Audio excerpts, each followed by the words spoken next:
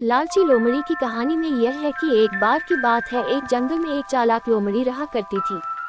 गर्मियों के दिन थे और वह भूख से परेशान होकर जंगल में भटक रही थी।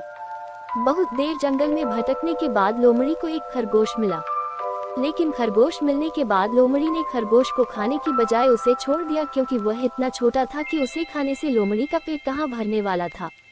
इसके बाद लोमड़ी आगे बढ़ी, फिर से जंगल में भटकने लगी। कुछ देर जंगल में भटकने के बाद भूखी लोमड़ी को एक हिरन दिखा। हिरन को देखते ही लोमड़ी के मुंह में पानी आ गया।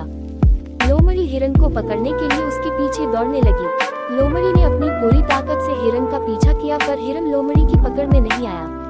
अब लोमड़ी खाने की तलाश में बहुत ही थक चुकी थी। जब लोमड़ी के हाथ हिरन भी नहीं लगा तो लोमड़ी सोचने लगी कि इससे अच्छा होता वो छोटी सी खरगोश को ही खा लेती जिसको उसने छोड़ा था। कुछ देर आराम करने के बाद लोमड़ी खरगोश को ढूंढने के लिए फिर से जंगल में भटकने लगी। जंगल में खरगोश को ढूंढते हुए लोमड़ी वहां पहुंची जहां उसने खरगोश रैबिट को देखा था, लेकिन लोमड़ी को वहां खरगोश नहीं दिखा। थक हार कर लोमड़ी को अपनी गुफा में लौटना पड़ा, जिसके बाद कई दिनों तक भूखी लोमड़ी अपनी गुफा में भूखा रहना पड़ा और बहुत दिन बीत